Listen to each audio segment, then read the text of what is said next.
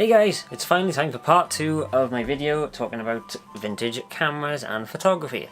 So this one is going to be talking about more on the technical side of how to go about this kind of hobby thing. First of all, obviously you need to buy your own camera. I've gone through that, you can go through like eBay, Gumtree, various things like that. But obviously, look at the description and check what you're actually getting into. One of the most common faults you'll find, even in operational cameras, and I'm going to use these two as an example here, is one, in cameras like these, I think I mentioned this before, the bellows on these, because they're folding cameras, the bellows, they normally have pinholes. You can use, I think it's called modeling paint or something like that. But it's a type of paint that when you put it on, it doesn't go, hard or anything. It goes sort of, I don't know, like rubbery. So, and that's the best thing, because you want it to be able to move and flex, you do. So that seems to do the trick with this. But yeah, the most common fault you'll find, and I'm going to use this as the example, is the light seals in the back of the camera. They will perish, especially if you're going for, say, 1960s or 70s or earlier. It's not difficult to replace them. You can use, you will get a lot of people who say you need to get proper kits to do them or the appropriate light-proof materials. Me, I just used foam. Wrong way. See? Green foam, I think it's just called craft foam, and I just screwed up my focus. I think it's just called craft foam, and it works. I never shot with this before I added these, but before I added these, the seals were basically not even there. But yeah, after I added them, I did light tests, and I shall show you examples here now. I nearly caught my finger. I shall show you examples now, and you can see no light leaks whatsoever. Perfect. But yeah, that's one of the main issues you will come across, is light seals will be gone. And I've done this same restoration, if you will, to my Canonette as well. Same green foam as well. I don't plan on getting rid of these. I've bought them to use them for the foreseeable future, especially this one. And I'll get into that in a moment, when I talk about features. But yeah. Most common fault will be that. Another fault you'll get will be things like fungus, dust inside. Focus rings, not so much in these, but in these older, more like 1950s cameras, the focus rings will be very sort of sticky. You may have a bit of issues trying to focus them properly because they're a bit stiff. But luckily for me, I didn't have any issues with this. I got stuff all over it.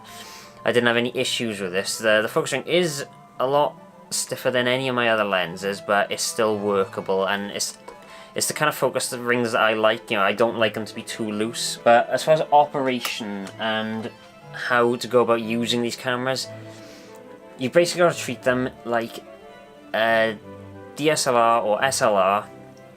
Or mirrorless, whatever.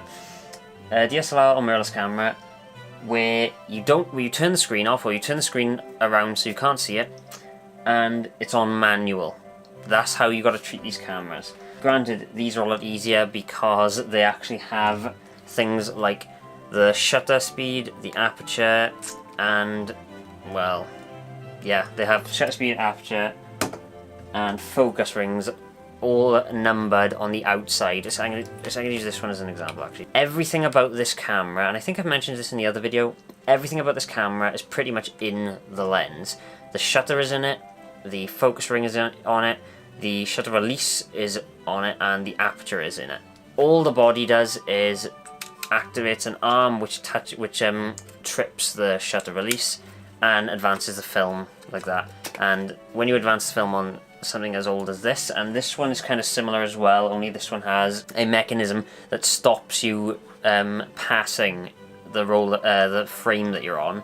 This one, this is about as bare bones as you can get. You wind it across, and you will see a number appear in this little red window here. And this red window, by the way, you don't really want to have this open all the time. That's why you can shut it like that.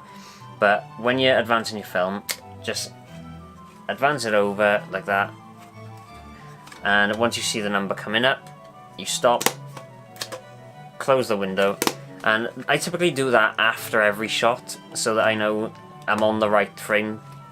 So, you know, I'll snap a shot, wind it over, and when it's on the next number, close it, pack it up, and I'm ready to, and for the next shot then, I can just pop it open. I'll get onto the light meter I use in a minute. Use the light meter to check what settings I need. I'll set to the settings that I want. So typically, if I'm out and about and just doing normal shooting, I will want my shutter speed to be as high as possible, which is 200 on here, and then I'll set my aperture to that naturally what it is. Typically with rangefinders like this one and this one, I will try to go for as wide of an as narrow of an aperture as possible and as high of a shutter speed as possible, which is one of the reasons I prefer to shoot in daylight or bright sunny days, because especially with a medium format, the aperture on this is 4.5. Even at 4.5, the depth of field will be paper thin, and motion blur can be a bit of an issue as well. So typically because they're photos and you can't retake them, I like to keep my shutter speed as high as possible. But anyway, feature set, the basics are there. You have film advance, like there, you have film release, or shutter release. You have the aperturing on here, which this one has it as well, in the same, more or less the same place. This one has it there. It's like a little thing there. Oh, you can't see it. This one has aperturing there, so all the dials are on top. Oh yeah, and the shutter release on here, it has, you have to push this lever over, and then it goes over, so like that. So that's the difference between the older ones and the newer ones. They start, the newer ones, like the 70s ones, they start moving features more into the body. But yeah, and then you have, of course, you have your focus ring. You have shutter speed selector. One thing I am guilty as well of, but you shouldn't really do, is never adjust your shutter speed after you've cocked the camera, because when you've cocked the camera, you put, I don't know, you've like pre-tensioned a spring inside you, which is linked to the shutter, and if you try and increase the shutter speed during that, you can put a lot of strain on that spring. So yeah, typically the way I do it, first of all, use your light meter, or if you've got a camera like this and this, they have light meters built in, so when you uncover it, you see there's a little sensor thing here.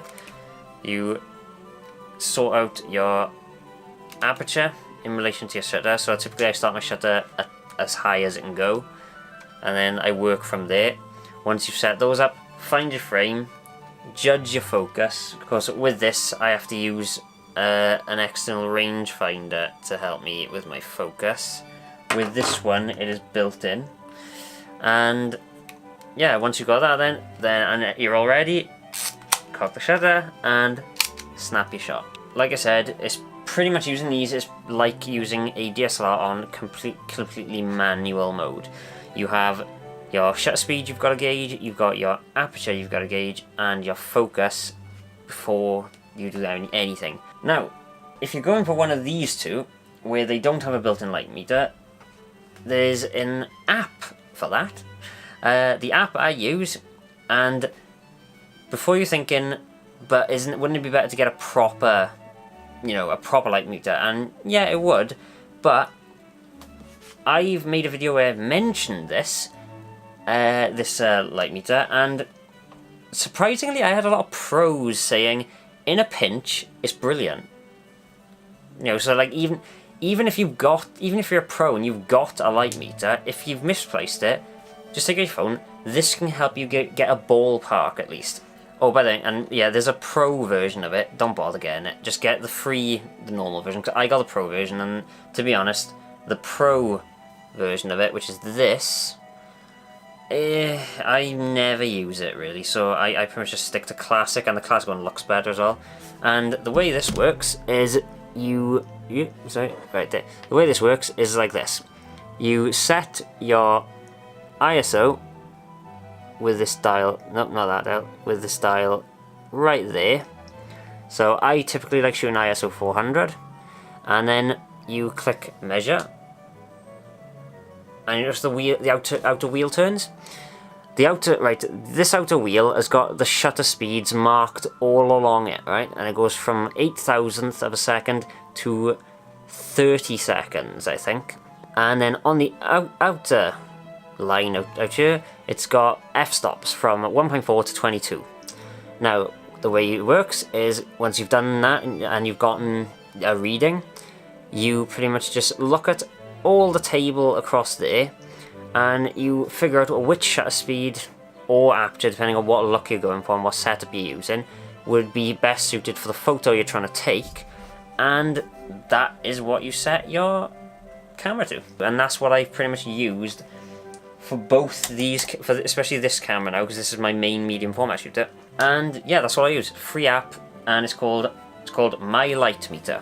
One word. So now let's get on to feature set and little things to look out for now, because I've talked about how some of these cameras pretty much all are.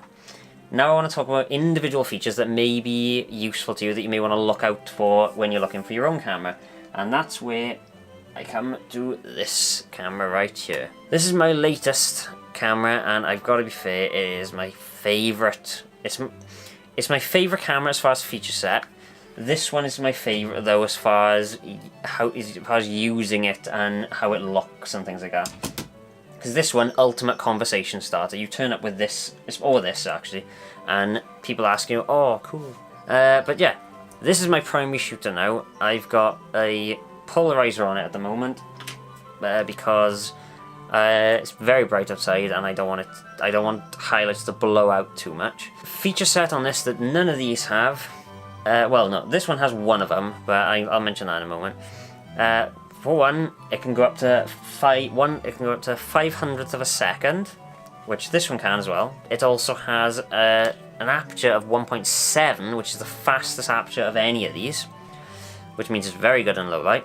Yeah, it has an auto aperture, which I use pretty much all the time actually, and I'll tell you the reason why in a moment. It also has a built-in light meter, which ties into the auto aperture, which means that when I'm in auto, it'll actually read the aperture value I need, and I can use that to make an informed decision of whether or not I want to use it in just auto and just snap it like that, or if I want to adjust it slightly. Let's say if I'm going for a more contrasty sort of image where I want the highlights to be perfectly exposed for, but then I want the shadows to be darker, say if I'm going for a moodier look, then I can make a decision based on that. But the one feature this has that none of these have, which I find the most useful, especially for the type of shooting I use this for, which is to shoot me and my mates.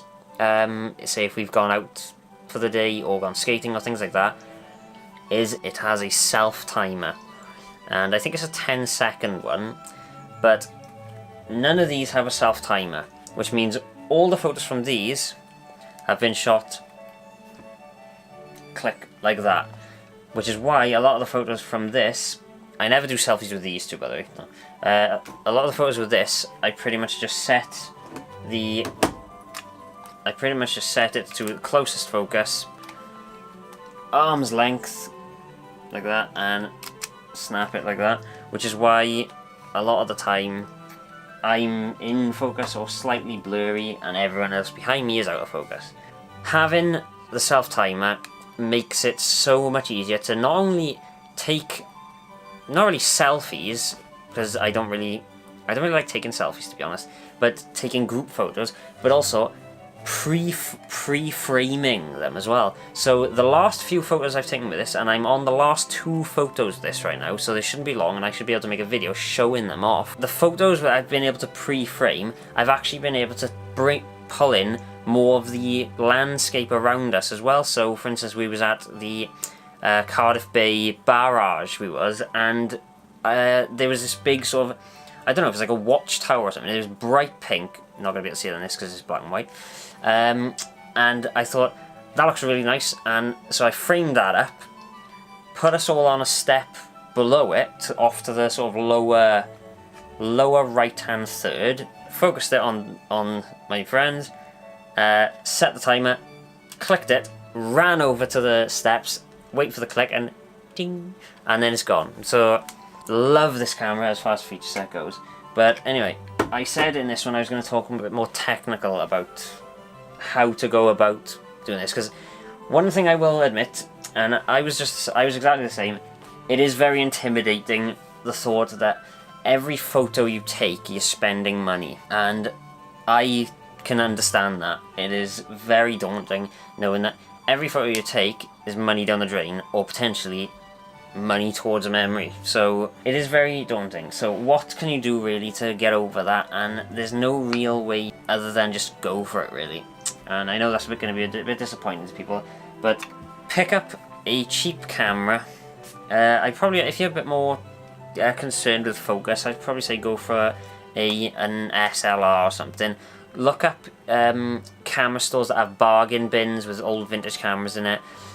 Look up thrift stores if you're in America. I don't know if we have thrift stores around here. Car boot sales, things like that. And just look for people who are selling cheap ones. Don't spend more than £30. You can get decent ones. I spent £30.